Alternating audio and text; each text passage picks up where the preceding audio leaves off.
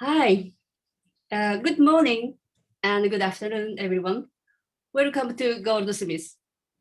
Thank you so much for joining the first event in our AI and Society online seminar series. Today, we are discussing new media literacy and politics. I am Tomoko Tamari, Senior Lecturer at the Institute for Creative and Cultural Entrepreneurship, Goldsmiths, University, London. I will act as a chair for today's event. Before introducing our speakers, I'd like to mention a few housekeeping points. The time permitting, we hope to open a brief Q&A session to attendees. This will take place once all presentations have been made and our discussant has all spoken.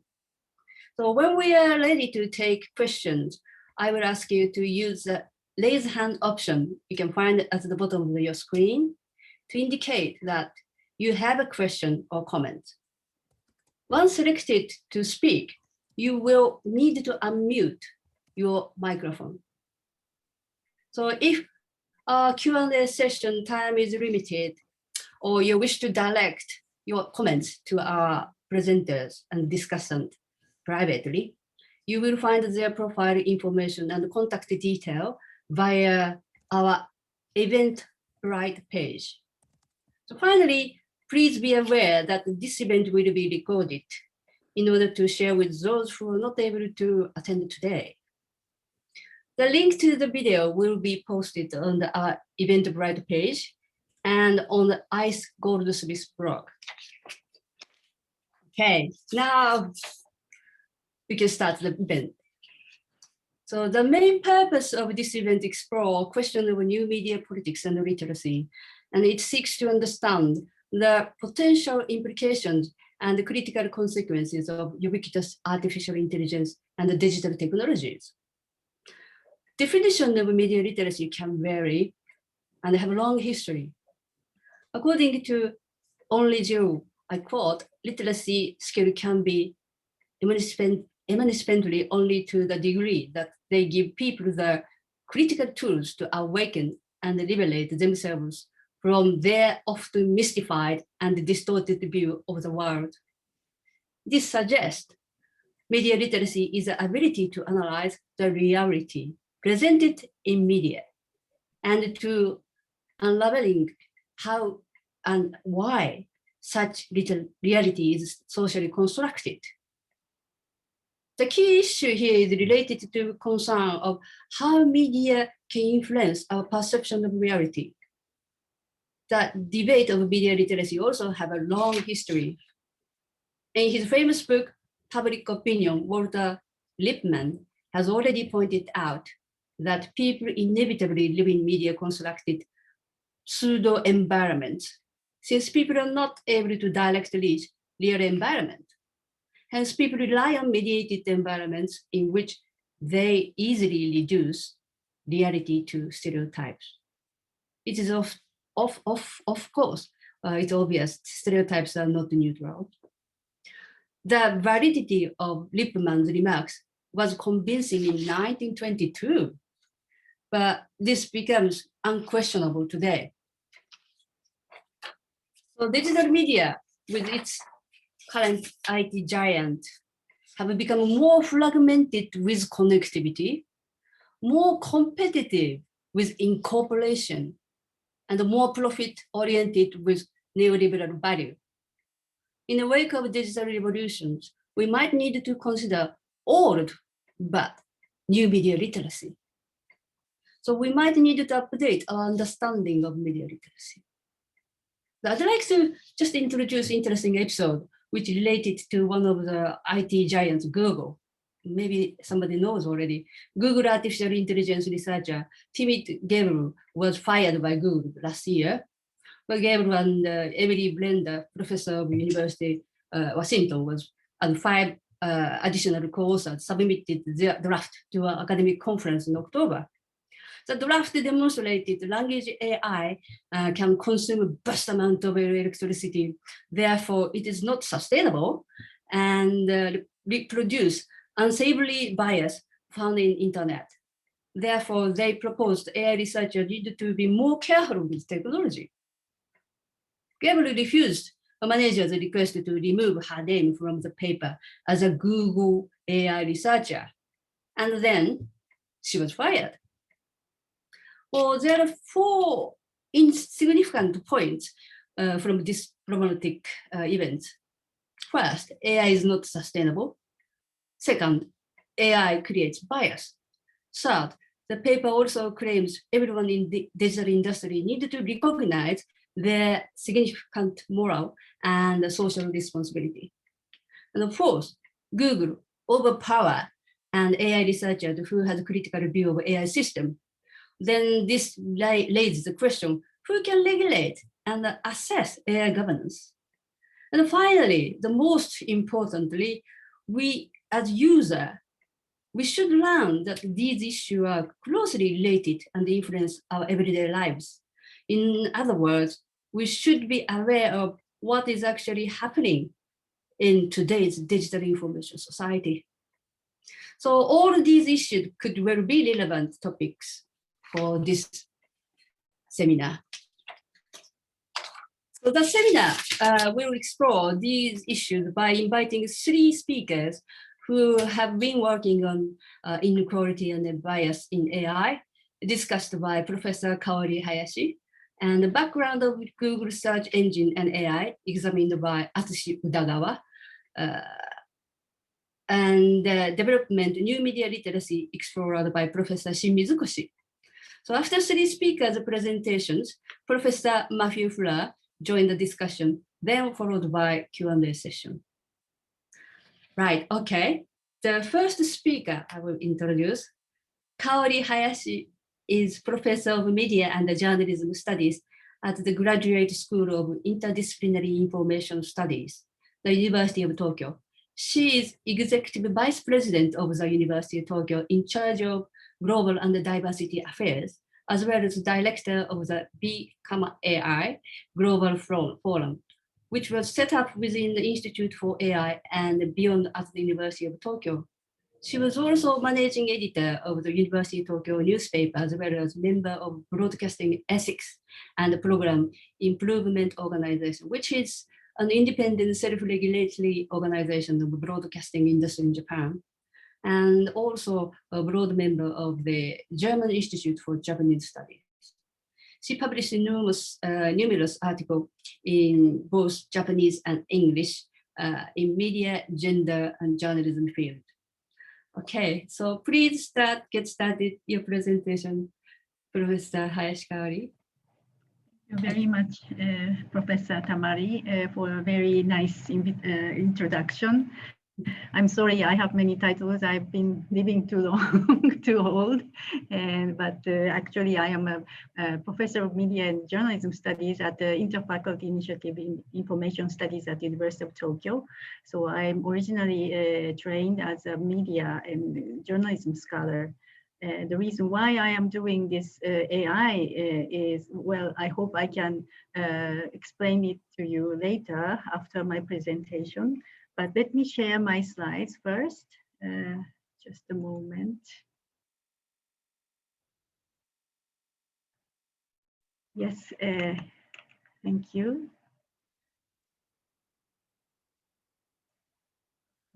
Okay, so thank you so much. I feel very honored to be the speaker of this very distinguished international event. It's about new media literacy, which Professor Tamari said just now, and it very overlaps with our initiative of our project. We have just launched this project called BAI Global Forum. And it is also it is a project which in which members do research on norms, ethics, and practice for truly gender equal society, and in order to guarantee the rights of minorities in the AI age. But I understand our project is not only the research body, but it is more the educational organization or body at our institute. And just let me just, yes, and also I want to add that it is funded by SoftBank, which is a big telephone, mobile phone company, and also together with the University of Tokyo, larger organization which is called Institute for AI and Beyond. Our research project, which is called BAI Global Forum, is inside the Institute for AI and Beyond, which has an emphasis more on the informatics. So we are the only, so to say, unit which emphasizes the humanities and social science aspects of the AI. And we analyze and research on the history of AI, which we say before AI. And we also analyze and do research on the AI ideologies, which we call behind AI. And maybe we want to, we feel that we need to do research on the foundation of the AI, which we also say beneath AI. So that's why we call this Beyond AI, BAI Global Forum. So it's not only the beyond AI, but it's also before, behind, and beneath AI. That is our aims of the product of our project. So now we want to ask ourselves this question: what is wrong with the AI? And Professor Tamari just mentioned about it, but I can also explain why we came to worry about the technology, which is called AI. In 2018, the famous journal said had this headline: AI can be sexist and racist. It's time to make it fair. And since then, I understand that AI technologists try to fix the biased algorithms, and they also develop the technologies and so on. But we still stand at the juncture that we really have to raise awareness how wrong AI can become vis-a-vis the society which we live in. For example, this was also an incident in 2018, and Amazon reportedly scraps internal AI recruiting tool that was biased against women because they only collected data that were skewed to the favor of men, employments of men.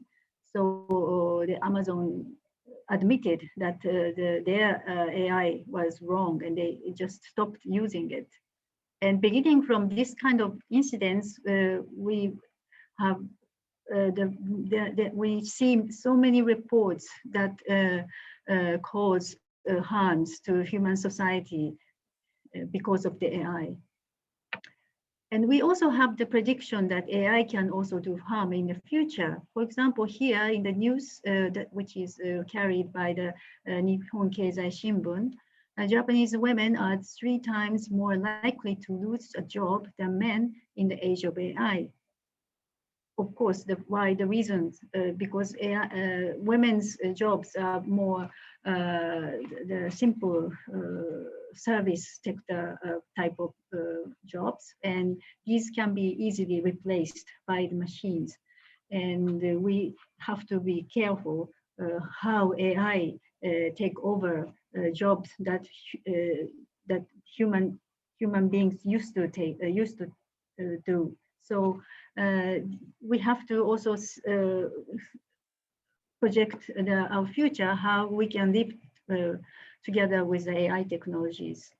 And then AI has a different problem, which is reinforcing the gender stereotypes, as Professor Tamari also mentioned about the stereotypes by citing the Walter Lippmann. In Japan, AI is easily associated with a very masculine type of or very biased female image. here, this is this screen is from the Shinagawa station in Tokyo, and you can ask which trains you can take to this AI embedded computer. And if you choose women as a guide, then you can ask whether she has already a boyfriend, or whether she is married, and you can also praise her hairstyle and so on. So this really reinforces the image of women without really being conscious of why here women appears in this way, because it is not necessary to answer to have a conversation about marriage and so on. But just because she is a woman, the conversation she was so to say programmed that way to become like a typical woman in Japan. And this cover, this is a cover of the Journal of the Japanese Society for Artificial Intelligence in 2014, and it became a big, so to say, scandal across Japan. If you see this picture well, then there's this cord from this woman, and the journal explained that the scientists want to invent a machine which can clean the room, but also has a nice image as of a woman. And the association or Japanese Society for Artificial Intelligence apologized afterwards that they used this very wrong and skewed image of women. And they also even had a feature afterwards why they were wrong and so on. However, after that, they still didn't realize why it was wrong. And this is a cover. This is from their website that they still use women image on their covers. That robots can be manipulated by scientists, but these images are all women. So women's bodies are used to or associated as something that you can program and use for the use of the human society. And we really want to how do you say overcome this type of very wrong, very sexist image of women within the AI community, AI technology communities in Japan. Extending to the sexist image of women in the AI technologies, so there are developers who can or who developed even the harmful and crime use of AI for example, revenge porn, and also this kind of humiliating women by using these deep fake images in the pornography. Also, this is what happened in Korea. This the Luda. They invented this Luda. She can exchange conversation with the users, but because she acquired so many hate speech, she also responded to all the users with the hate speech as well. So they immediately cut this or detract this program because it was really a harmful one. Now, we've experienced so many incidents, accidents, and also crime, even the crimes because of the AI technologies. So we have to do something about it. So how to address these issues? And there are approximately, I feel, the 4 levels of efforts, and but each has its limitations. First, we can do something at the individual level. Maybe we can give education to them. We can give lessons to each developers, or even give literacy lessons and so on. Or maybe we can hold these events like this. But beyond that, we can have more organizational or national or even transnational efforts.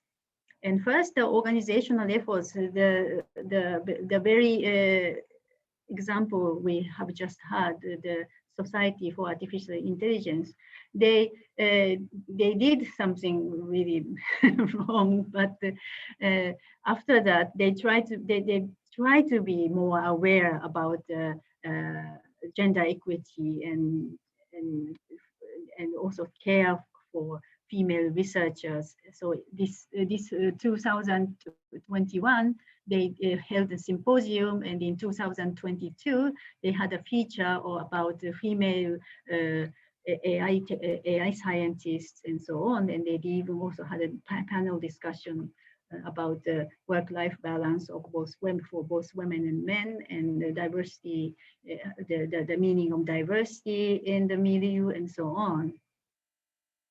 But beyond that, we also have national government, which also try to endeavor the gender equity perspective, but it's not, it's by far not enough. But they did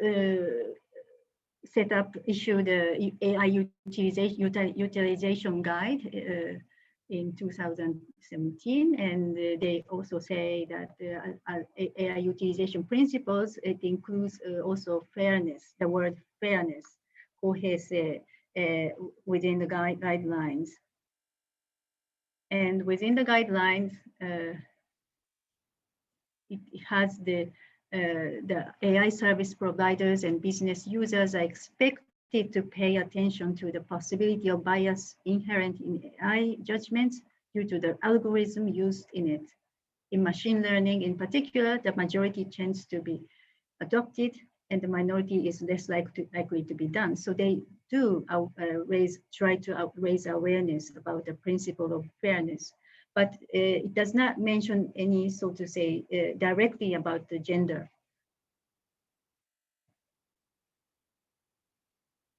And here,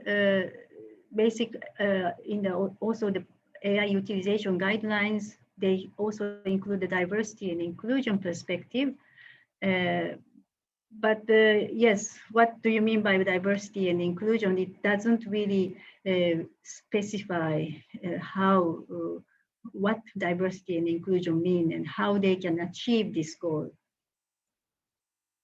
Now, that was by the Ministry of Somusho, what was Ministry of Internal Affairs and Communication, but the Cabinet Office set up the basic plan for gender equity, and in that policy, they try to mention about this disadvantages of AI, and try to consider these disadvantages in this 5th basic plan for gender equity, as you see here in this slides.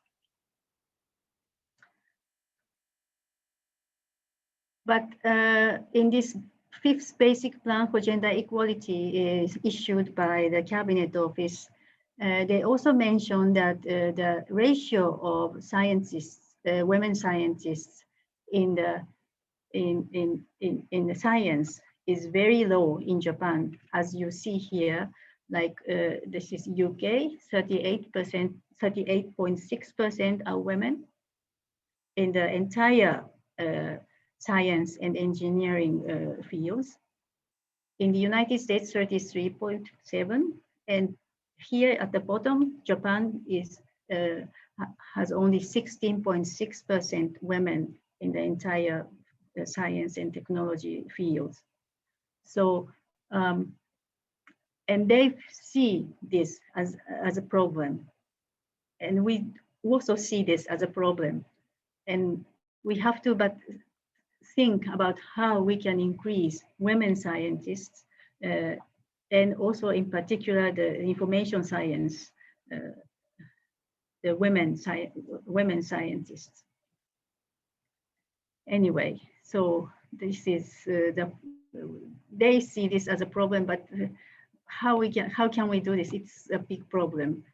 If you see, for example, at the University of Tokyo, I checked the statistics as of November 1st, 2020, in the engineering faculty, the master's degree, the male students, 1,914, whereas female students are only 381 female students are there. And it's likewise in the PhD, doctor's degree, women are evidently far less than men. Also in the information science, I think information science is doing worse in terms of gender balance. And as you see, we can be only pessimistic in terms of the number. Now, and this is not only Japan, but also in the entire tech fields, like, and this is the statistics I found in the internet, that these big tech companies like Apple, Facebook, Google, Microsoft, all are dominated by male employees. So what we see is that the people who create AI technologies or who plans AI technologies are dominated by men. And also in terms of Japan, as I show you, that what we have or what we see in related to the AI technologies are also very prejudiced, biased female or stereotyped female images. However, we saw that there are initiatives in terms of organizational or national levels, and we also have transnational levels. But we will omit. I'm omitting that part today. But only the organizational or national initiatives or efforts are not enough. And as you saw that, for example, at the level of Japanese government, the gender perspectives are evidently lacking. So we still have a lot to do in terms of introducing gender perspectives in the national policies. And we also have to, as we have seen, increase the number of women in the science. But it is not a panacea.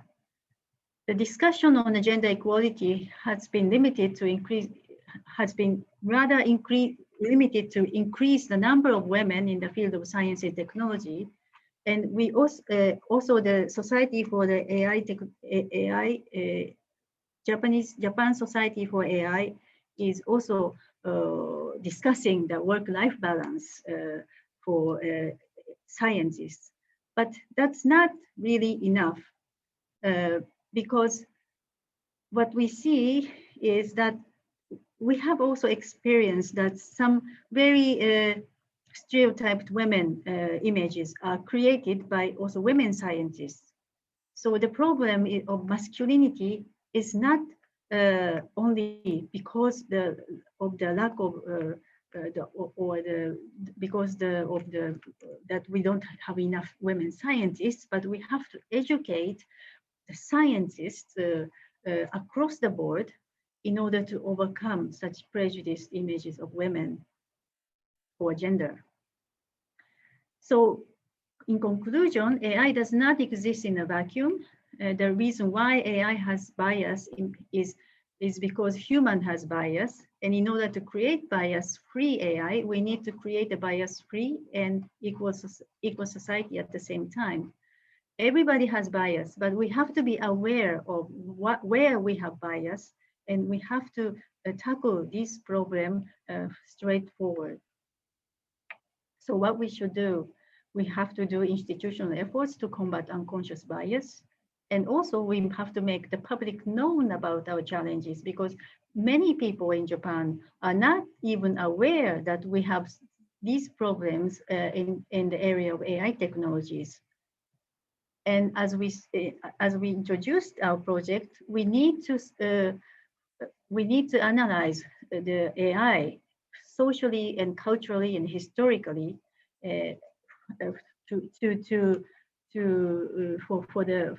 for our challenges.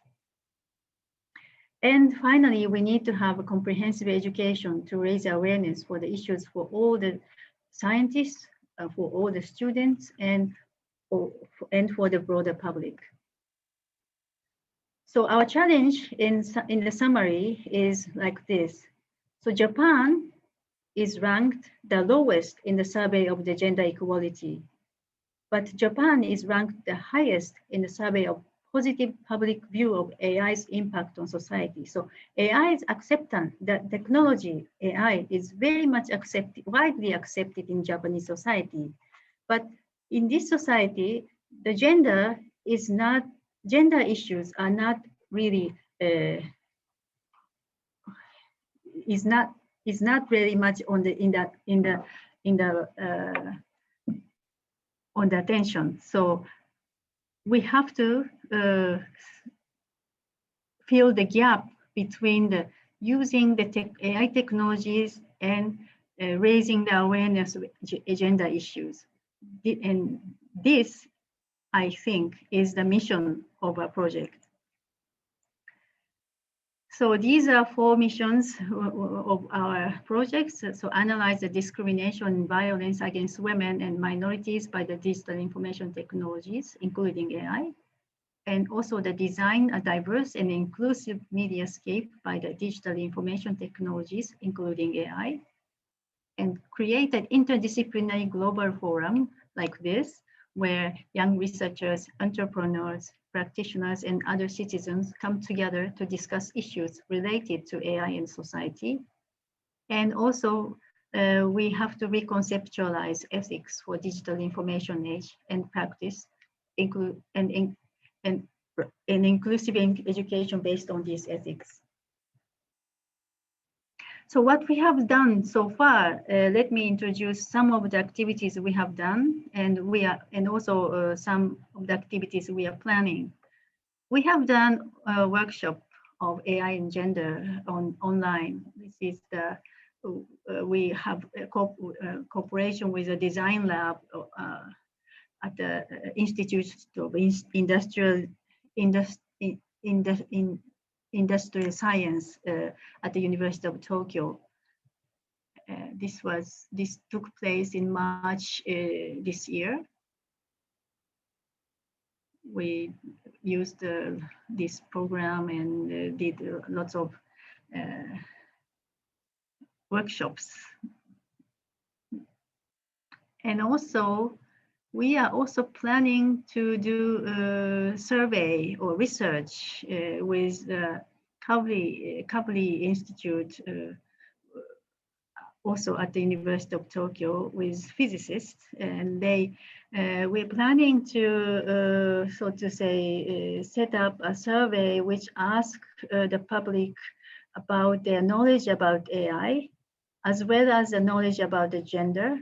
And we also give them a hypothetical question about gender-related AI use, and try to see the relationship between how people evaluate the use of AI if they have more gender perspectives.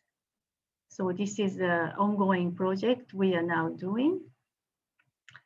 Also, because I'm a media and journalism scholar, and this is a bit different from the AI technology, but we also try to catch the social trends going on in Japan about, for example, the hate speech within the Twitters, or hate speech in the cyberspace, and also that in conjunction with the skewed image of women in the media and journalism, in the classic media and journalism in Japan. So we have held, I think, 7 events already about the proper way of reporting women, or appropriate image of gender, in the media. And we have set up a discussion forum together with the practitioners and public, like here. And we had a really good resonance from the public as well as journalism by holding this event. It has been changing in Japan, that it used to be that nobody really cared about gender if you are not feminist. But nowadays, I think younger generations do pay attention to gender issues, not only women but also men. And I feel a good. I'm quite optimistic about this after I held these events. So yeah, these are some of the titles we held about in our media and diversity forum, which we call MEDAI. About our next symposium is on the sexual violence and trauma reporting. And we also want to seek the solution against such sexual violence in the cyberspace, and also how to report traumatized experience in the journalism without hurting people who got hurt due to such sexual violence. Now, we also set up this BAI RA, Research Assistant League, which we call BIRAL. And these are the young researchers who are interested in the AI technologies, and they are holding symposium and workshops every month according to their own interest about, for example, fact-checking or use of internet for the disabled people and so on. So I think I have talked enough about our project. I hope you came to become interested in a BAI Global Forum, and if you are interested, please join our mailing address list, and we can give you the notice of our events so that you can also join and think together about the future of AI technologies. Thank you very much. Okay, thank you very much. Yes. Yes, that's very interesting to know. Japan ranking lowest in survey on the gender equality, the Japan ranking highest in survey in positive public view of AI. That's very interesting. So they asking question how Japanese think about gender issue related to AI. It's a good question, I think. And also, I totally agree in what is important. The reason why AI has bias, this is because human has bias. And in order to create bias-free AI, we need to create bias-free and equal society. This is really important point, I think. Thank you very much. Maybe we moved on next speaker. Next speaker is Atsushi Udagawa. He is a PhD student at Graduate School of Interdisciplinary Information Studies, the University of Tokyo. His research interests include media studies and media literacy. And he's currently working for an e-commerce company as a specialist of digital marketing and UX design. And he has been researching in the history of ranking systems of platforms like Google. His latest English publication is Historical Media Discourses of Search Engine Ranking in Japan, a journal in Social Informatics 2019. So I hand over microphone to you, Atsushi, please. Okay, I'll share the screen. Okay. So thank you for inviting me such a great seminar. I'm Atsushi Udagawa from the University of Tokyo.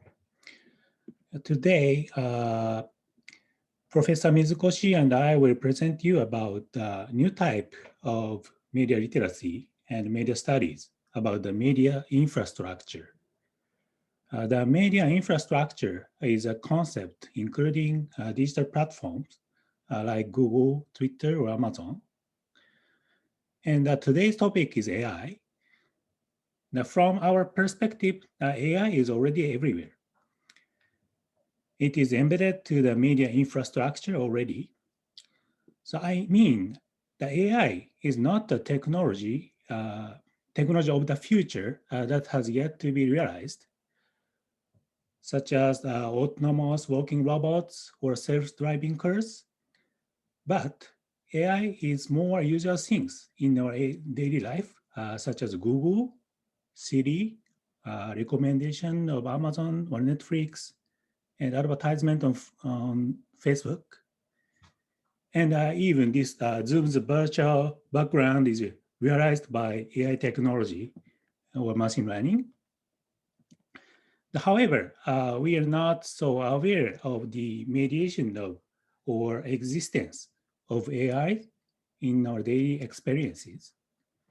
So the important thing is how we can understand the surrounding AI embedded to the media infrastructure like Google or Zoom.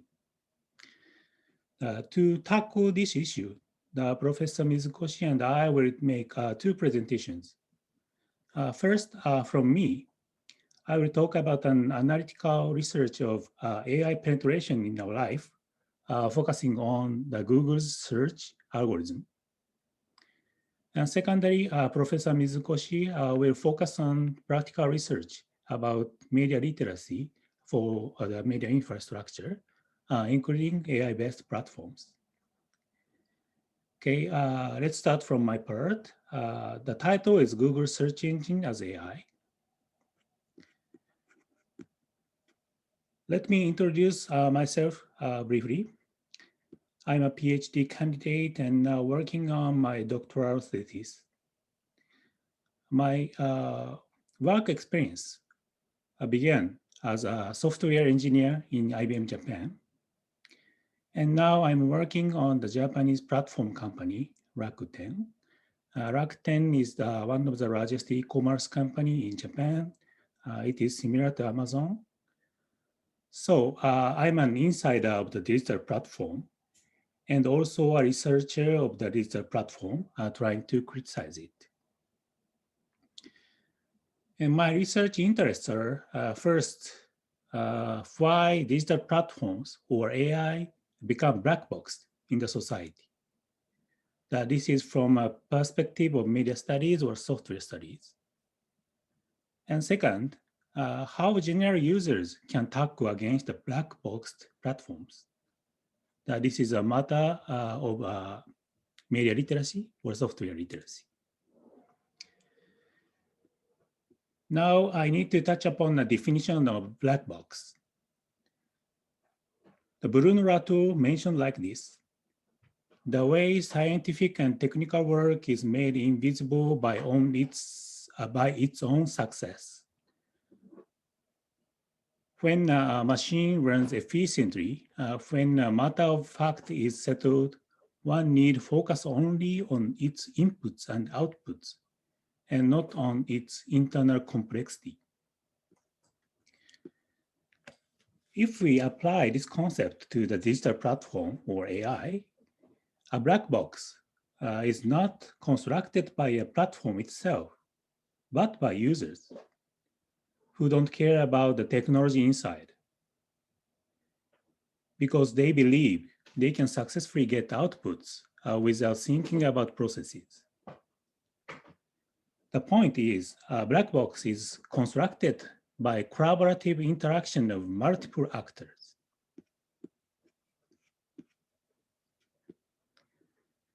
To clarify this matter, we need to analyze how multiple actors contribute to build a black box.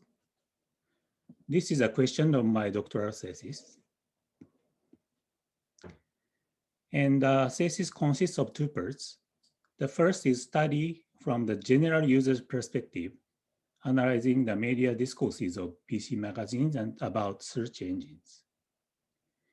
And second is the study from the webmaster's perspective, focusing on the communication among search engine optimization community, SEO community.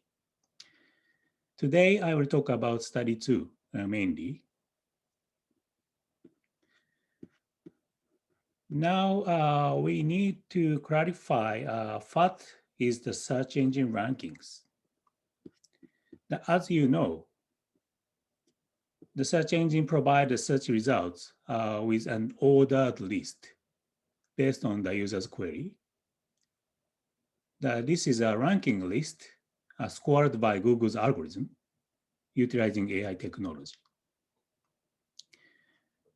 Basically, the higher rank should be relevant to what users want to know. But in our daily life, most users don't care about how these rankings are calculated by algorithm. And even some users are not aware that such results are made by ranking. So consequently, the search engine rankings are treated as a black box. So it means that users unconsciously behave according to the ranking without awareness of the mediation of the technology.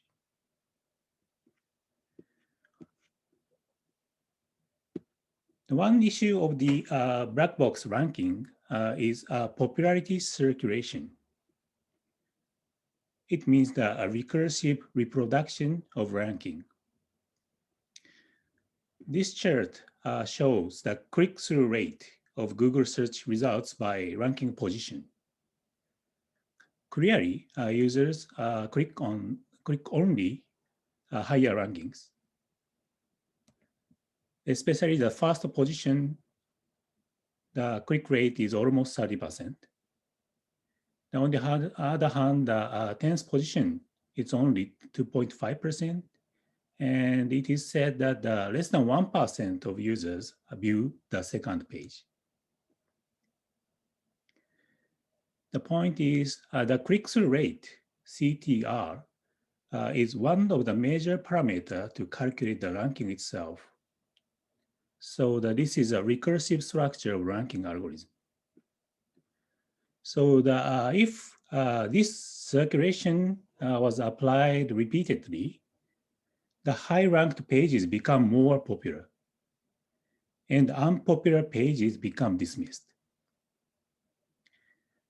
Even if it is more accurate than higher-ranked pages. Maybe this is also related the matter to amplifying the social biases or stereotypes.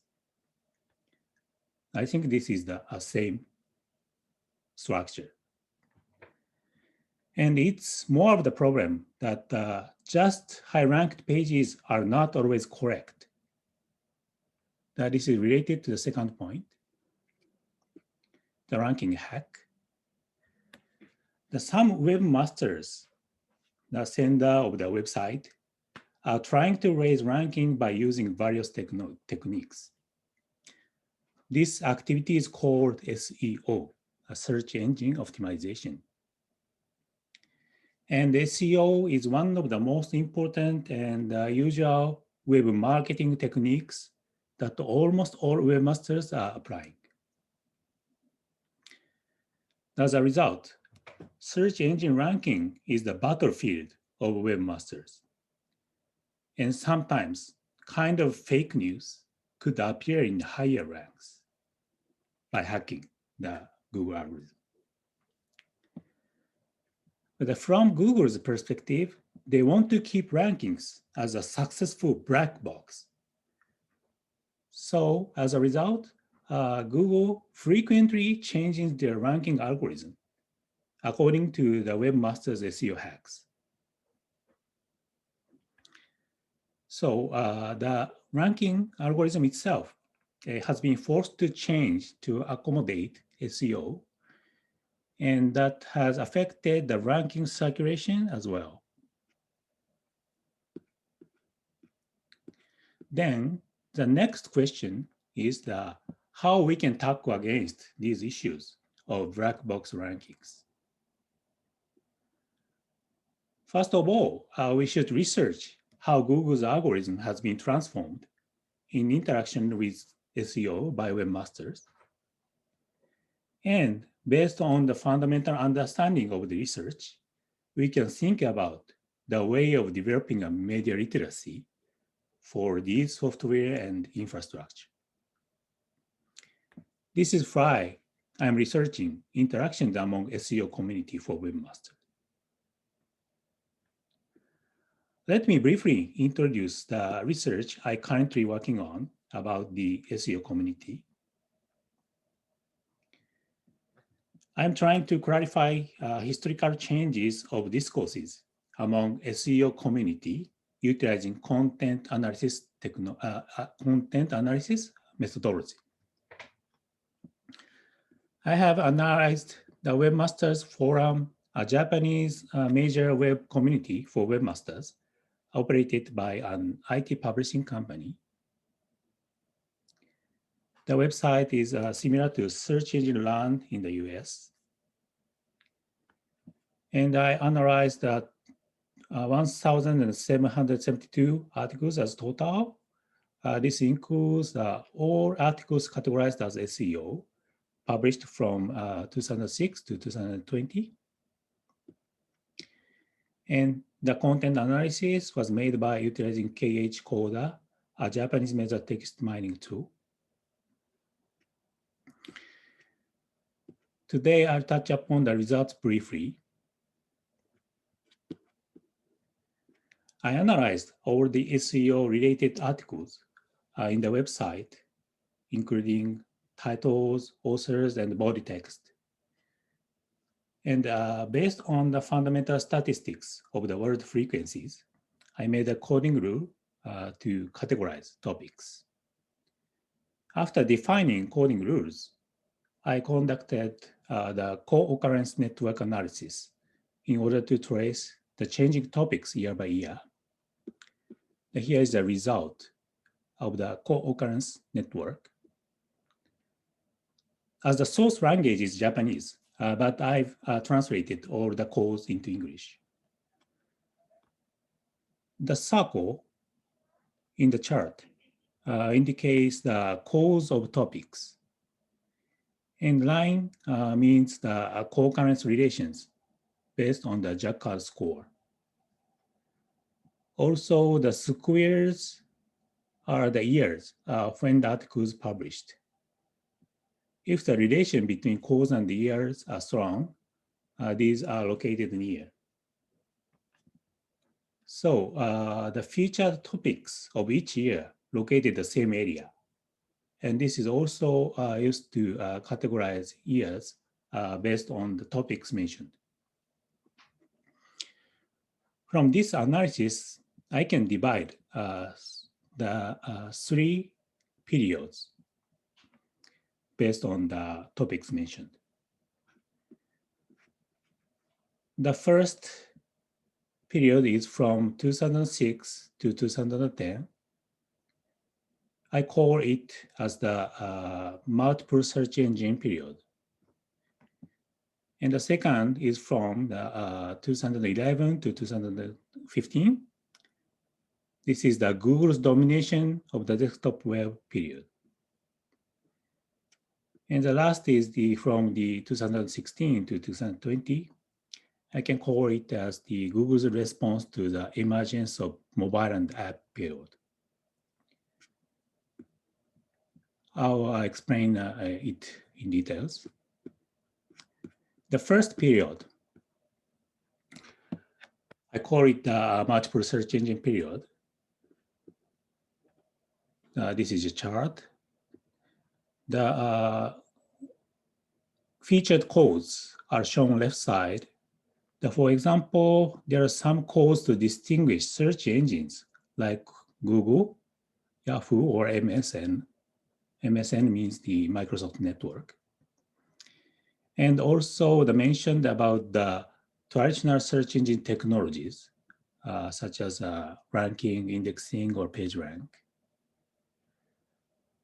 The topic was the difference among multiple search engines and the technologies themselves at this moment. So the points are that Google was not so dominant in the 2000 in Japan, and webmasters were forced to optimize to multiple search engines. Actually, there are some articles mentioned like, we need to handle both Yahoo and Google. This implies that webmasters don't have to obey Google's direction at that time. But this situation gradually changed from 2011. It can be called as the Google's domination of the desktop web period. The major cause mentioned in this period is gradually changed. It has been shifted to Google's standards. For example, Panda or Penguin. This is the internal code name of Google's algorithm update. And more important thing is many articles mentioned about Google's power of standardization, like the penalty, inspection, or webmaster tools. Webmaster tools is the name of site inspection tool provided by Google.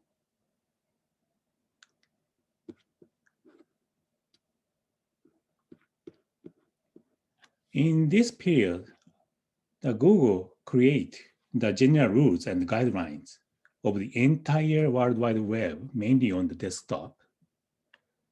The Google inspects web pages and penalizes them based on their standards. Some webmasters try to hack these rules, but finally, most webmasters cooperate with Google's guidelines in this period. However, the strong power of Google did not last long. From 2016, the featured codes, the left side, tend to focus on the various devices. Some articles mentioned about the difference between devices like desktop and mobile and apps. As you may know, the Google search engine does not cover inside of mobile app pages. It's only web pages. So Google tried to expand their dominance into mobile and app ecosystems at this period. These codes are like the AMP, PWA, or MFI are, this is the expert kind of code name, but this is very all related to the Google standards for mobile and apps.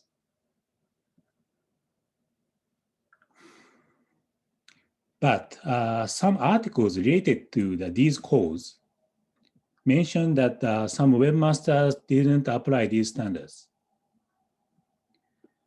So in this period, app traffic is relatively emerged and Google's power of penetration weakened.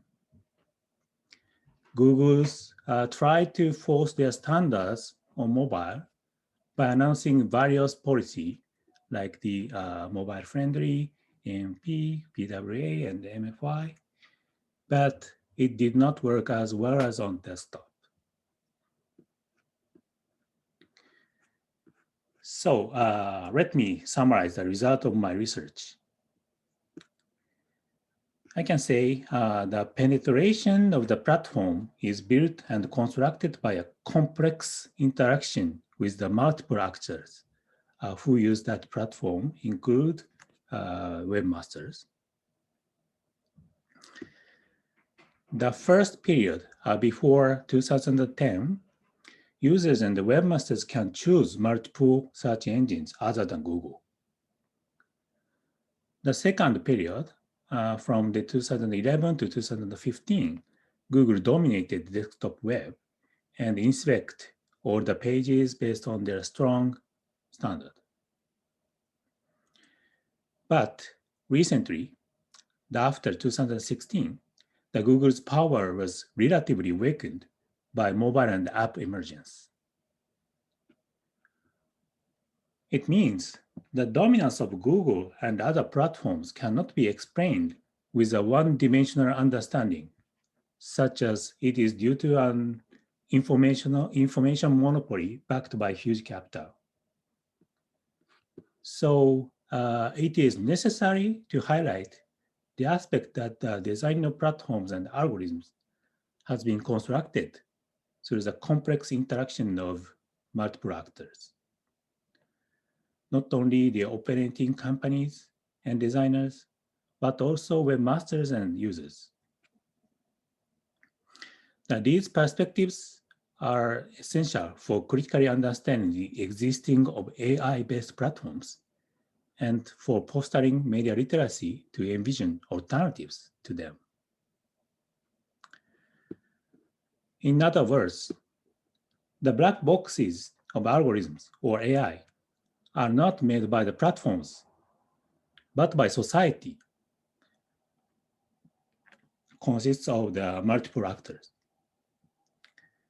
We, the general users, have not to leave it as black boxes. Of course, there is no perfectly understandable technologies by everyone, but it is important to keep trying to open these black boxes. This is the end of my presentation. Thank you for listening.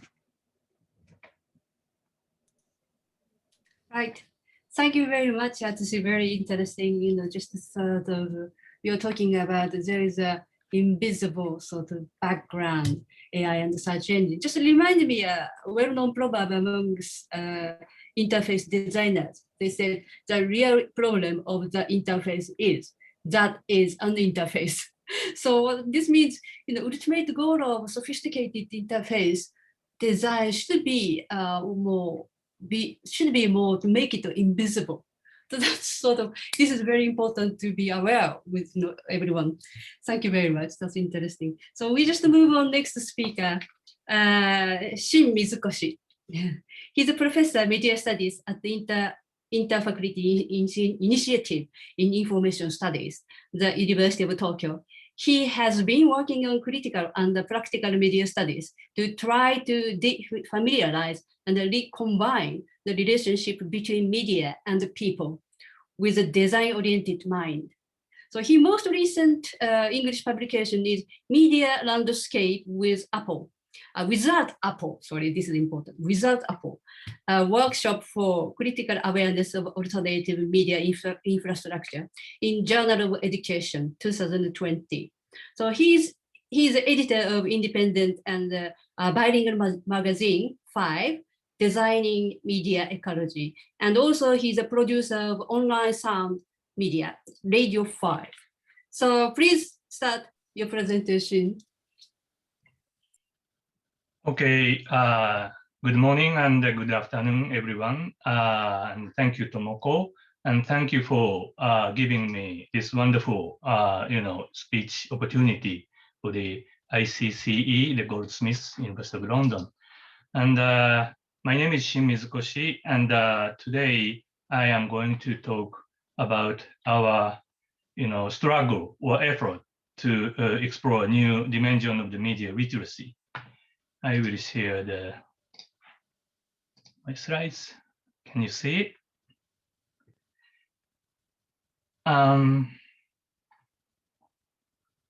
Well, today I use the word media infrastructure or media platform, and I have to skip many things, but these words are very much connected to the AI or robot, and it's like the both sides of the coin.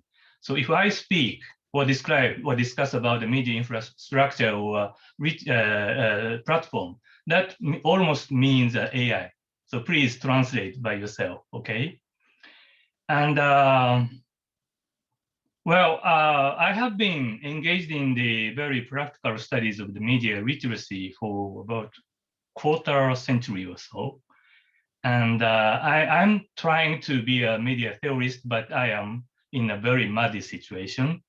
But I feel very much that these days, a kind of the renaissance of the media literacy among the educators or the practical researchers of the media education. And it's because of the buzzword like the fake news or misinformation. There are a lot. So the people chant the importance of the media literacy like magic. Okay, and in some way that's very happy for us, but in some way it's very I feel very complex because the media literacy is not a strong and miracle medicine, but I believe it's like a herbal remedy. It's an everyday practice. There is no such kind of this miracle, medicine. And also, media education or media literacy, there are prescriptions for it, like the design and evaluation of learning programs, materials, learning communities, or kind of things. And without those kind of the discussion, we cannot make a kind of the good activities for the media literacy. And also, we have to be very careful that there are discussions that some intellectual people believe that the conspiracy theory, like the media do this kind of things underground or kind of things, and these kind of understanding easily confused with the media literacy. And another thing is that there are words that the media protectionism. It's a kind of the general word in the media education that especially the juvenile boys and girls has a very beautiful mind like a white paper, and media is coming to them to make a pollution. So try to protect the angel-like people's mind from the evil media. This was called the media protectionism. That was criticized long time in the field of the media education and literacy. However, it's very strong, strong ideology. And sometimes it's connected to the political conservatism or extremely right-wing conservatism, trumpeted that the media protectionism, and that make a big influence to the general people. So today I am going to talk mainly two matters. One is about our new trial for the new literacy for media infrastructure platform, and I will pick up some projects about. I will pick up some workshop by which we are going to try to discuss about it. And another is that my kind of the model called media biotope. Biotope. It's coined by me. The general people should try to make their own communal media ecology by themselves. It's a kind of the vision of ourselves. So my presentation have two parts.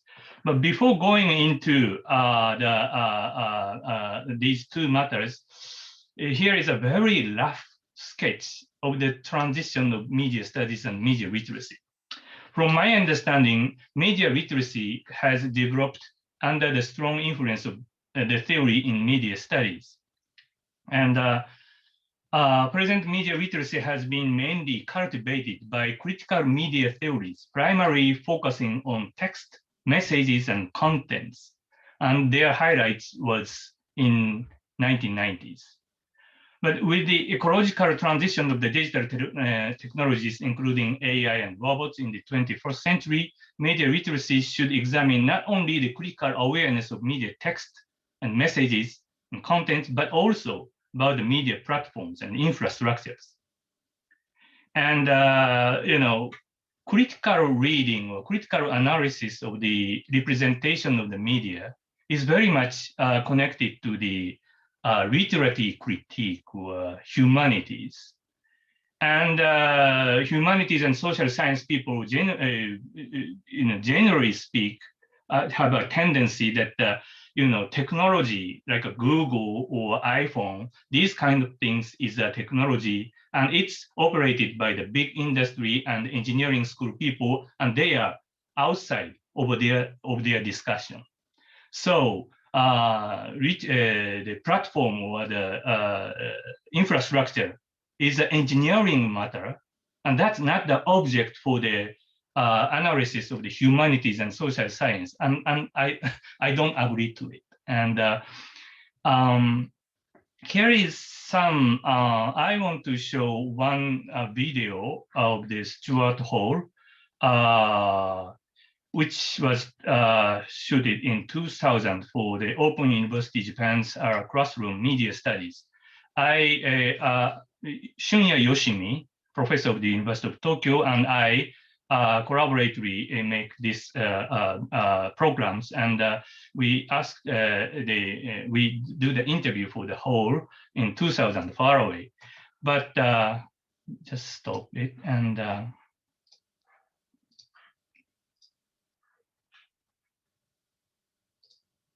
my early work, can you hear it? The book called The Popular Arts was really done in schools. It was done for school children. Popular Arts was a book for teachers teaching children between the ages of 15 or 14 and 18.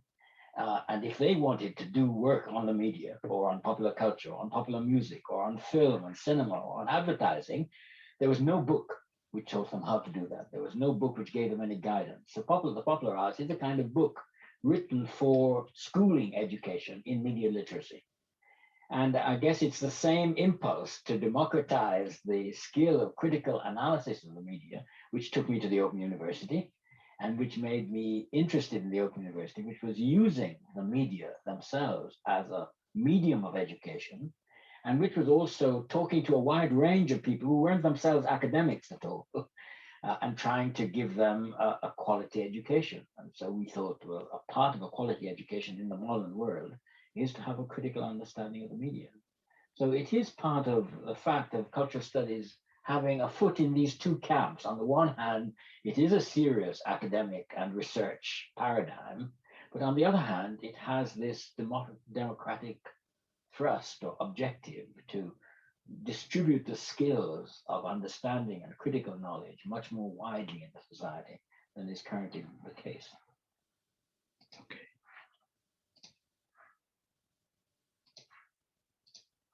In this video, shooted in 2000, we can learn again two matters. In this video interview, Stuart tried to discuss about the genealogy of cultural studies. So it's not only focusing on the media studies, but if we try to interpret his word cultural studies to the media studies, I believe that media studies has two dimensions. One is very practical and educational and for the general people, and the other is a serious, theoretical or academic one.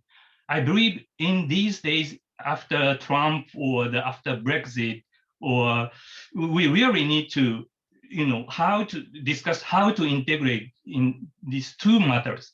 So I am focusing on the media education. And the second point is that in the 1968, he published a book called The Popular Arts. That was almost the first book in UK about the educational and analytical discussion for the popular art, popular culture, media culture.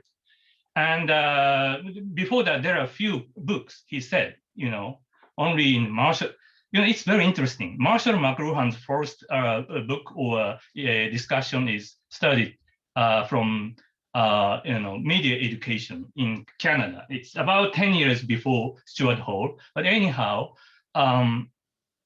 we are in the situation that what Hall is talking is that the critical reading of the popular culture. But we are, living in a different world, 2021, and now we should do this almost the similar thing to the whole, that we should explore a new dimension of the media analysis and understanding of the platform and infrastructure. So here is some figure I draw by myself. And if here is a critical reading, and here is some active expression, reading and writing. Like these two are like a very reciprocal, relationship. And I had been focusing on this active expression, including digital storytelling activities in 2000s and 2010s. And this is on the platform and the contents level. And here are some platform, infrastructure, and I have very vague idea. Here must be something, but I don't know very well in 5 years ago or so. That's the starting point of our project. We did Atsushi and I collaborate each other with the ICT industry and the cooperative people, and other interdisciplinary researchers for about 3 years, and under the Ministry of Education's grant, and I believe that I am loosely connected to Kaori, and I am loosely with the alliance with the BI Global Forum. And also, we have a future plan to collaborate with Bournemouth University Center for Excellence in Media Practice. And anyhow, as I told you, there are some prescriptions of the media literacy, and we discussed a lot. And this project has two dimensions. One is a theoretical discussion, and the other one is producing a practical workshop-style learning program. And there are 4 types of the workshop programs. It's a very tentative idea, but from this kind of thing, reflect on it because platform or infrastructure is so natural, taken for granted. So try to defamiliarize them is very important thing. So the entrance is very important, So reflect on one's own media infrastructure usage is very basic one. Critically understand the existence of media infrastructure, blah, blah, blah.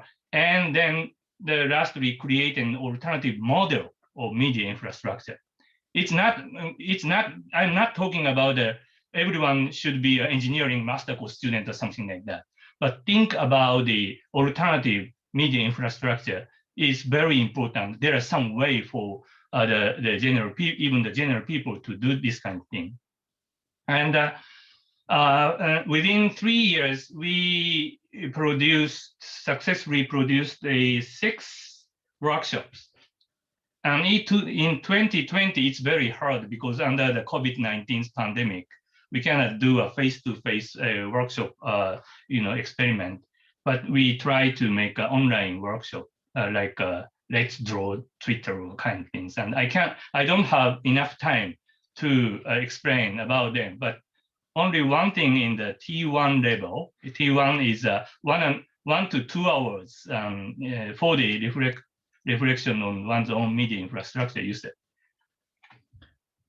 Just have you ever, read carefully the social media term of use? Just you click yes or kind of thing, isn't it? Zuckerberg talked, confessed that nobody, read, terms of use of the Facebook in the in the United States Congress. But anyhow, we in a very mass classroom, like 100 undergraduate students, boring mass media studies classroom, we asked some students to read aloud the SNS terms of use. It's very theatrical situation. So not read silently, but read aloud. Then it's very interesting. Students understand how the imbalance are described in the terms of the use. So this kind of very artistic theatrical activities are included in this kind of workshops. And I want to show today a 5 minutes video about our T3 level, activities. It takes 2-3 weeks, but I think it's better for me to show you the video first. 2007年にもし iPhone が出なくて、Can you hear it? Apple って会社が潰れてたとすると、2019年の今、我々のメディア環境はどうなってるんだろうと、みんなで話し合ってもらって、シナリオを作ってほしいんです。このワークショップはですね、今あるこの当たり前のソーシャルメディア、あるいは当たり前のスマートフォン、この当たり前さをひっくり返す、違う目で見る、そういう想像力を養おうって、そういうことを考えてこしらえたワークショップです。今日はですね、こういう視点で歴史を見ていくとこういうことが見えてくるみたいなのを、ちょっと発展史、社会史、美術史っていう3つのベクトルで、ちょっと順に説明してみようかなという。スマートフォン私たち普段使ってるけど、災害のことだけ考えるとあまり有効活用されてる例っていうのはほとんどない。このスマホが出てからこの10年最適化っていう名のもとに、Apple と Google が非常にそこの方向性を誘導してきた。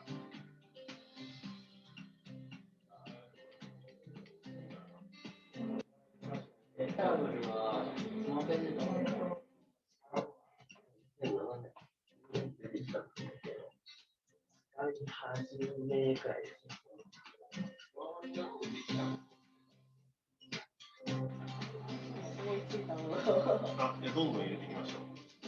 今何にスマホを使っているかをわーって洗い出している。こんなに多くないかも、スマホでしかできない。自分にとって iPhone は何かみたいなのとかな。体の一部です。そういうのでもいい。いや、そういうのでもいいと思う。皮膚に貼るタイプとか、遺伝子開発的な方に行っていっても面白かったかもしれない。ずっと皆さん話してる。お弁当食べてる時も、なんかコーヒー飲んでる時もずっと話してる。そういうことができたっていうことでいうと、メディア論的にはかなり僕は成功したんじゃないかなと思います。アカウントって何？アカウントって今でもなんかハードに依存してるのかな。でも別に iPhone 持ってなくたって Apple ID 作れる。ハードは複数共有化されているけど、アカウントはアカウントのことをめちゃめちゃ信用できればハードを持ち歩く必要は本当はないはずなので、そもそもハードっていうものしかなかったから、この概念もある。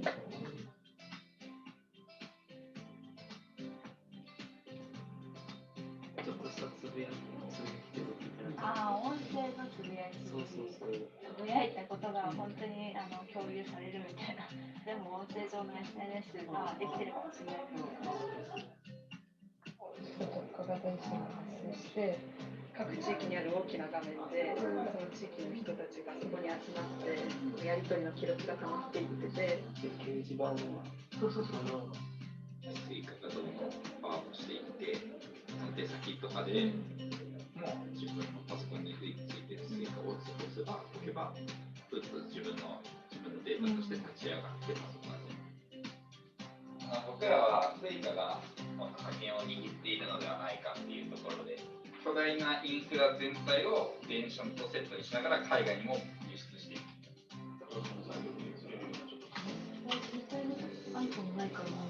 生活文化班のプレゼンでは、メニューに行動をかけるためには、人類が集結するスマートなエージェンシーが必要とされました。スマートフォンやあるいはその他デジタルプラットフォームが当たり前になっている中で、そのプラットフォームを引き剥がしてみる。さらに言うと、イマジネーションという意味での想像するだけじゃなくて、本当に今あるのとは違うプラットフォームを、あるいはメディアを、作っていくっていうか、本当にクリエーションという意味での想像をしていくっていうようなことに、こういうことがつながると、なんか文系とか理系とか、その産業界とか大学とかを超えたある形になっていくのかなと。そのことを期待してやみませんっていう感じですかね。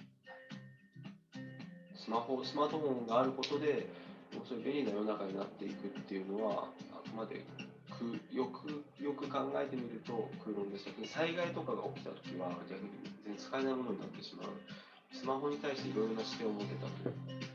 そのフィロソフィーというか文化みたいなところも含めて根源的なことを問い直すというか、疑って、一応自分でシミュレーションしてみるみたいなところの問いにはなったかなと思ってはいます。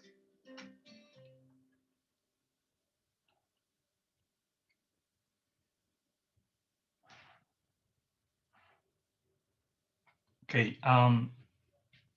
Well, we did this kind of workshops for 3 years, and I'm now trying to continue this kind of project from now on. And I will, move to the kind of the model matters. And as I showed before, I cannot understand very well about this question mark phrase. And after 3 years, I have a tentative discussion like that. Here are like very resemble, reciprocal, how shall I say, activities for media education or media literacy. That one is a metaphorical understanding. I have no time to discuss, explain you about what the metaphor or kind of things, but very complex digital technology, we need to understand them metaphorically.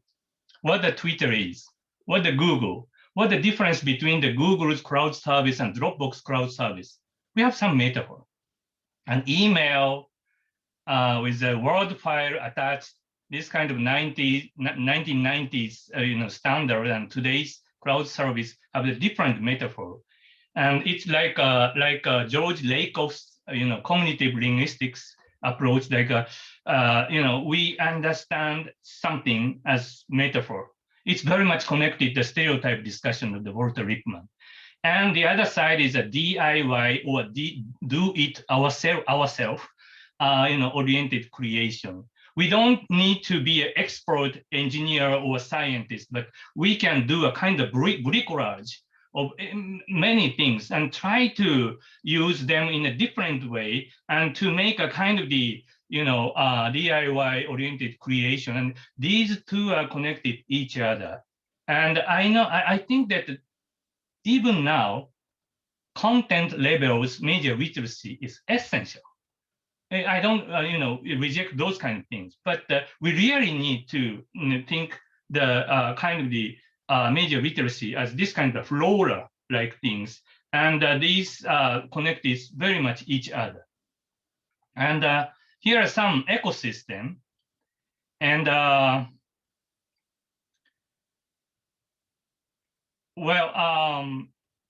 usually these ecosystems are occupied by big industry, American big industry, and we have only the right to choose something, Netflix and Google and blah, blah, blah. But I think if we can make a kind of the communal educational activity, there are some alternatives. In the discussion of the, in the classification of the our future effort in the Kaori's presentation, she classified in individual, organizational, national, and transnational, right? And I think focusing on individual level only is dangerous. David Buckingham, one of the leading speakers in the media education, published 2019 the Media Education Manifest, and he was so upset about today's situation of the media education, because media education is too much individual. You know, it's inside the classroom. The classroom, each student have the high or low ability or kind. It's media literacy or media education is an individual ability. You know, that's a discussion. The real media education or media literacy activity must be more communal. Of course, it will be existed in the classroom, but the community, church, or temple, or the refugees corner or kind of things. So I want to try to make a communal experimental media ecosystem between individual and organizational of the Kaori's for classification, and it can be transnational. And I coined the word the media biotope in 2005. It's ancient time, but this is a kind of the name of the strategy to develop a small but network media biotope. It's small, but it's not only alone. It's connected each other, and it never completely deny the capitalized media ecosystem, but never bury it, and do it yourself is a spirit is very important. And here is some drawing. It's mine. University of Tokyo here is okay. University of Tokyo is situated in Bunkyo Ward, Tokyo City. And from the survey research, Bunkyo Ward general people hate University of Tokyo, because University of Tokyo is just looking at Oxford, Cambridge, or the Harvard and the Global or Nation or something like that. And they believe that they don't care about the neighborhood people. So from around 2011, it's just after the Fukushima or the March 11, we try to engage in the neighborhood storytelling and the media literacy activities. And here are some green, red, or blue, and these are workshops. We did this kind of thing in community center, school, and circle, sometimes in the festival, and try to connect them each other. And we try to ask the local cable TV to make our own program. And it's not only for us, but for the general people's storytelling. We have a regular program. And also we made a website, and these try to make a complex, kind of the tiny but complex media ecosystem for 10 years. It works. It has not a big power, but it works. And recently I discussed with my Korean and Belgian colleagues, and they are doing, for example, in Namur city of Belgium, they are doing a very interesting connected activities. And Incheon it's a third largest city in South Korea. They have their own community center, museum, cable TV connection each other, and we can try to connect each other transnationally. And of course, these are very tiny, activities, and it's very grassroots. It has a clear limitation, but still, it must be a kind of the place for awareness of the media's existence, platform, and the infrastructure existence among the capitalized media ecosystem.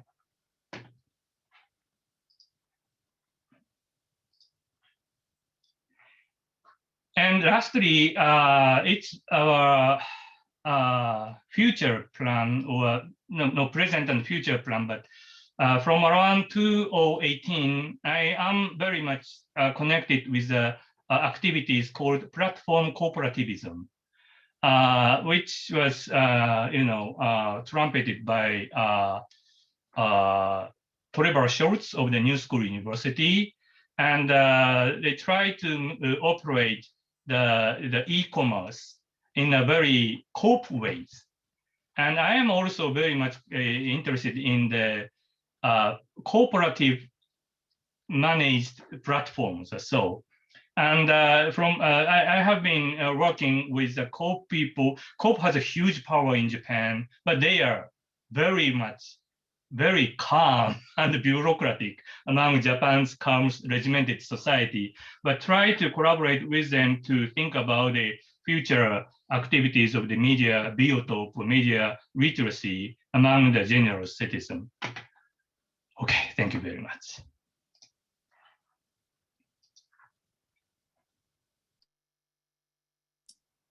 Hi, thank you very much. So exciting. Lots of sort of, working so long time. So therefore, Shin's research is quite sort of significant and sufficient result, practices, outcomes, quite impressive.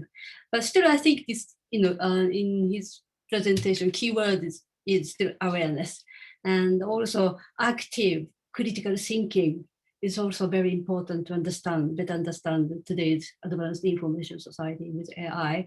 And also Shin's workshop, this suggests also importance of to have ability, imagination, creativity, innovatives. So, but these abilities could be easily lose if we depend on AI too much. So that's very interesting. Looking forward to discussion. Okay, now we move on, discussion time. We invite Professor Matthew Fuller from Goldsmiths as a discussant. Matthew Fuller is a professor of cultural studies at Goldsmiths, University of London. Recent books include How to Be a Greek, Essays on the Culture of Software, 2017, and How to Sleep, The Art, Biology, and the Culture and the Unconsciousness, 2018. This is with Olga Gorionova. And Bleak Joy's Aesthetics of Ecology and Impossibility, 2019. And with I.L. Weizmann, Investigative Aesthetics, 2021. Quite a lot of books.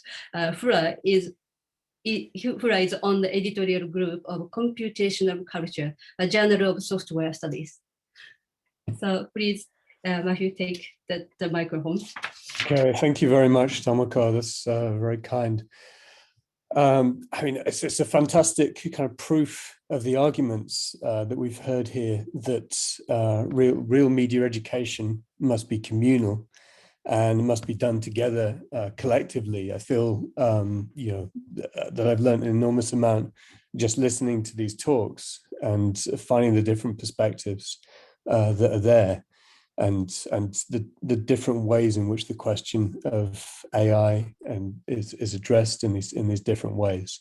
So as a kind of an event that makes its own argument, I think this is really interesting, because we have the kind of formation of a temporary media biotope that is not simply spatial, but is also about learning and enacting through kind of collective work on information. I wanted to kind of address each presentation in order, in a sense, but first to think about this kind of common framing of AI in relationship to ethics, and to wonder about whether that's the right way of setting up this debate, and whether if we move the question backwards and forwards between the different scales of the ethical and the political, we were able to address the question more fully. And partly the problem is that ethics in the present is reduced often to a code of conduct, a set of prescriptions that are primarily injunctions not to do something, rather than to do something constructive in the way that these three speakers have kind of proposed in different ways. So this is partly because of the kind of political economy of ethics, and we can remember perhaps the upsurge in genomic ethics or the ethics of other kinds of technology from different decades. As a new technology emerges and becomes more substantial, companies need to insure themselves against the risk incurred by these technologies. So ethics and this case of Timnit Gebru and Margaret Mitchell being expelled from Google is a perfect case because it's about a reduction of risk, not a genuine ethical encounter. And I think that's what we're looking at in these three talks is this means of staging ethical encounters that are fully about the possibility of transformation and not simply about a kind of holding on to what exists. So this is a wider question of ethics that moves easily across to the political and the wider understanding of these structures and formations. So it's an ethics that is not grounded in the kind of constrained morality of the terms of use, but is much more about the substantial ethical encounter that we're familiar with from the philosophies of Levinas or Nietzsche or Spinoza in many different ways. So I wanted to think about some of these ways in which AI sets up these kind of ethical and political questions. And it seems that one of the kind of things that's happening in the present is this ability by different researchers to work out some of the ways in which AI produces a politics, which is also readable as ethics, that runs across a number of these different presentations. One is the question of the quality of the data. So if the kind of the phrase from programming of garbage in, garbage out, that AI simply repeats what it's presented with, as in the Lee Luda chatbot or the Tay chatbot scandals. But there is also this systemic disposition of software that's coded in, sometimes consciously, sometimes unconsciously. Then we can say that there's an operation of AI software within a wider gendering or racializing assemblage that produces effects that are inimicable to ethics. Then we can say closely related to that, there is a systemic disposition of societies that use software, for instance, for sexist ends, as Professor Kaori Hayashi spoke about. And then lastly, the important argument that was made by Timnit Gebru and her collaborators is the entrainment of systems to majority perspectives. And that is not only about a statistical sampling, but is built into the question of seeing diversity as a statistical issue. So there's something deeply epistemic that we need to look at. And so, given these kind of initial thoughts, so I want to look at respond initially to Hayashi Kaori and think about this absolutely essential work on gender that is being done, and think about how questions of patriarchy are built into contemporary technologies. And perhaps we can use these kind of questions of media literacy also to think about what it is that we mean by gender. So if we think of gender as itself a platform for the construction of patriarchal societies, the way in which gender provides the basic structure of exploitation in which a society is based, in which it's organized, we're able to think about the gender as a technology and to start, rethinking its design. And this is an epistemic and experiential question, as well as a technological one. I think it's interesting this question of recursive popularity, by click-through rate, that Atsushi Udagawa brought up, is very close to the question of machine learning, how we entrain AI to learn by repetition, by millions of repetitions. It's also very close to the way that Judith Butler talks about the formation of gender as a kind of as a category. And Butler, I'm going to quote a little from her book, Bodies That Matter. And Butler says, performativity, that is gender performativity, cannot be understood outside of a process of iterability, a regularized and constrained repetition of norms. And this repetition is not performed by a subject. This repetition is what enables a subject and constitutes the temporal condition for this subject. And this iterability implies that performance is not a singular act or event, but a ritualized production, a ritual reiterated and under and through constraint. So I'll stop the quote from Butler there, but we can see that this could almost be directly a description of the action of a neural network. It's something that's entrained, it repeats, it reiterates, it's a recursive process. And this is what we can move this question of media literacy to the question of gender, to think about, okay, how are we recursing gender? How are we reiterating, and these micro scales in everyday interactions, the ways in which patriarchy and the techniques of domination, as Donna Haraway called it, are kind of reinforce these kind of destructive but also constructive social forms. So I think this question of opening technology up in the way that these presentations do allows us to also think about technology as a way of thinking about and recognizing gender. Okay, I mean, I think there's enormous amount of work there, and I think the BAI program and the way it addresses these problems looks extremely interesting, and we'll look forward to more on that. But I wanted to move on to responding to Atsushi Udagawa's paper, and I think again this is a really extremely interesting analysis.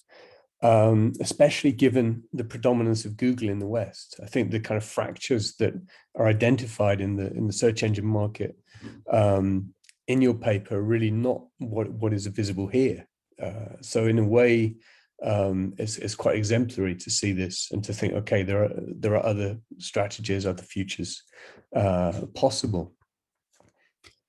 And I'm interested in this question of the way in which a black box is not constructed by a technology, but by users that you propose through Latour's discussion of the black box.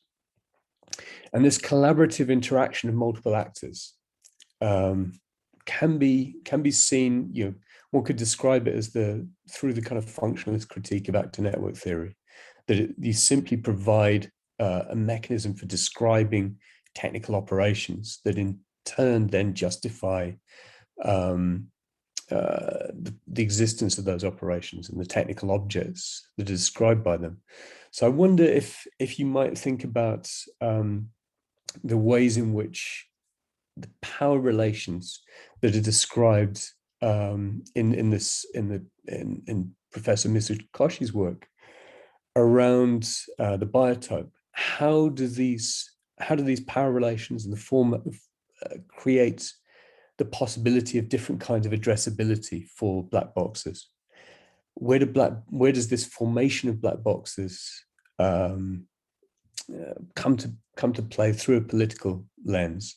So this is often the kind of critique of actor network theory, that it simply describes what is, doesn't provide us enough with the tools to address and open up these black boxes fully. So I wondered that's worth kind of unpicking a little. But it's also, I think that one could take your challenge very strongly and say, okay, these technologies are constructed by users in some ways. And what are the interfaces by which we do construct them? So if AI is increasingly everywhere, but the behavior we engage with in this recursive and iterative manner is what trains these AIs to behave and then allows them to act upon us. Is our everyday behavior also a form of programming? Is our interaction with these systems a very simple form of programming that trains the neural networks, that trains these algorithms to respond to us? And if so, then perhaps we have an interesting point of entry for thinking about forms of media literacy that would entail training large-scale black box systems as a form of politics, a form of ethics, and as a space in which we can retrain these systems in some way. And the kind of last question for you really is computing is an extremely theory-rich environment, but it's quite hermetic. And I just wondered how you, what you saw as the ways in which you might kind of open up the concerns of cultural theory, of media studies, of media literacy with the kinds of very rich and very complex theoretical formations within computing. And I think you pointed towards some of those, but maybe that would be interesting to discuss. And lastly, Professor Shin Mizukoshi's beautiful proposition for practical work.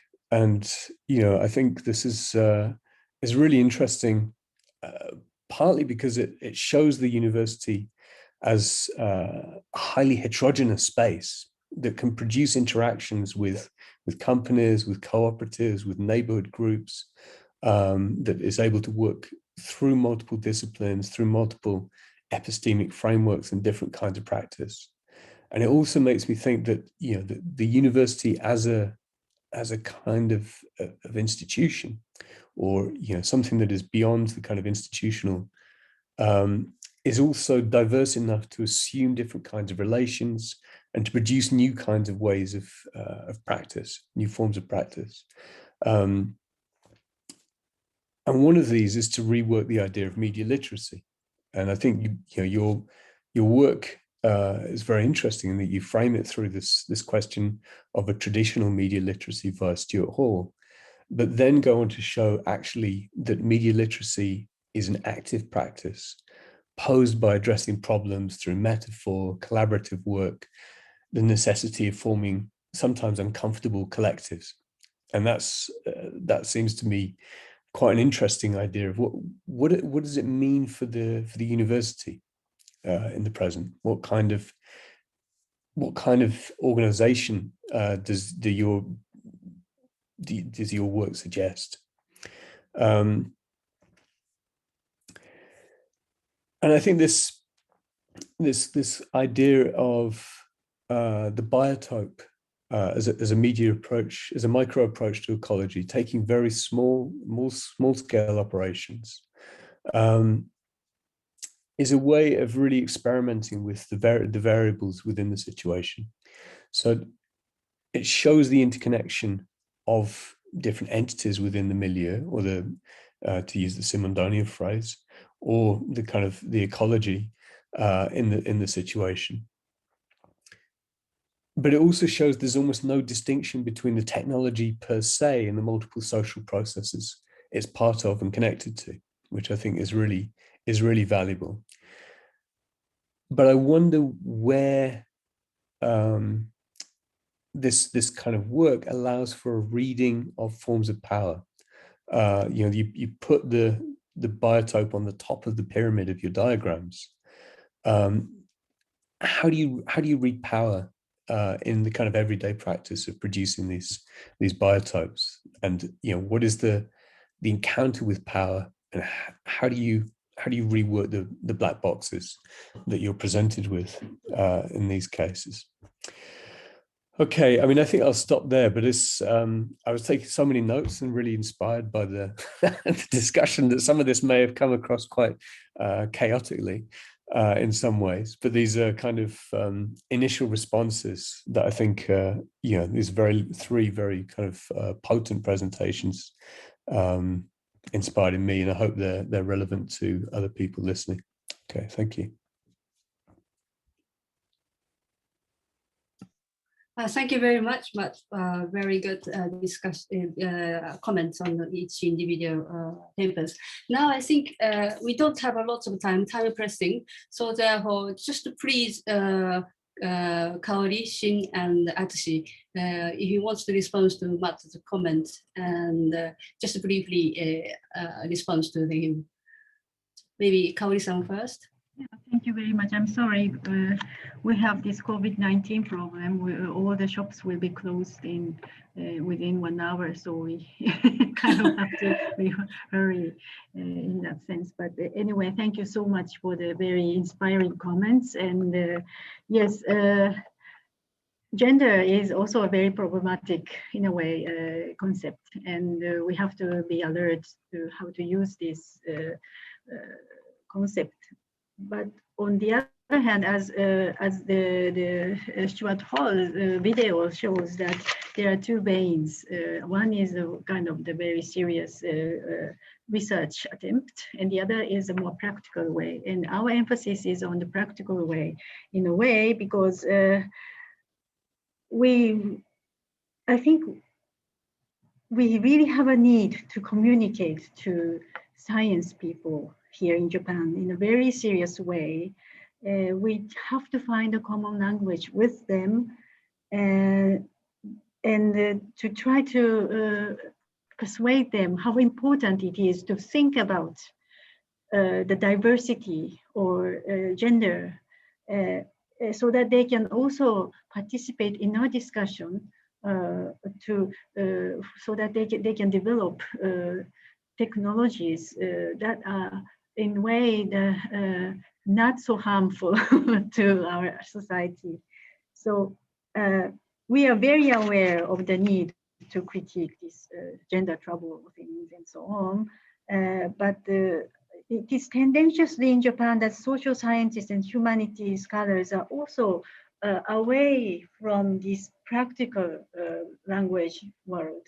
So I think Shin's also initiative to build a community and let them learn media literacy together with practitioners. That's something that we really need in this society, to include others and let them also hear the other side of the opinions. So, but I am aware that your comment is very important, and we also try to read these critiques from outside of Japan, reading the books that are published recently about AI and technology, and also the ideologies of the modern ideologies of the technology and so on. But yes, that's what I can say at this stage. I hope you could also join our discussion in future and also give us critiques of the ideology of technologies together with us. Thank you so much. Okay, so next, maybe Atsushi-san, please. Yeah, thank you so much about the very fruitful comment and questions.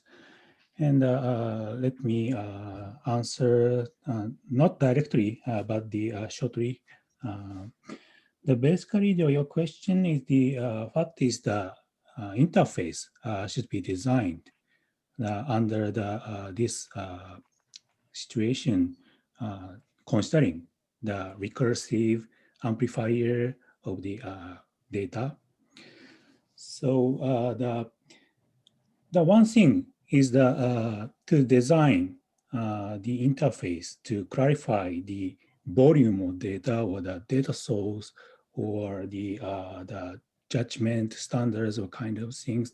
There is the very various things to visualize the impact of the parameters. So the one thing that from the designer's perspective, it should be more clear interface should be planned from the interface. But we should think about this matter from the out of the interface perspective. This is very closely related to the media literacy concept provided by Shin. The one idea is the creating the communal community to ask what kind of data implemented for this interface, or utilize the alternative interfaces among the communal communication with others, not individually. So you can ask someone to the alternatives of the Googles. Someone use the DuckDuckGo, or someone use other search engines or the SNS. Among these communication, we can overcome the limitation of the interface. That's my idea. So this is very closely to question about the media biotope. And we need to keep discuss about this kind of things. Thank you so much today. Okay, so finally, Shin, please. Thank you, Professor Matthew Fleur. Your comments all are so keen, and frankly, I cannot clearly reply. Well, one thing is at university, and it's resembled to the situation of the gender matter Kaori provoked, the media literacy connecting to the society. It itself, this kind of the activity itself is very marginal in the Imperial University of Tokyo. And it's very Imperial University, I think. And so the smell, the general people hate.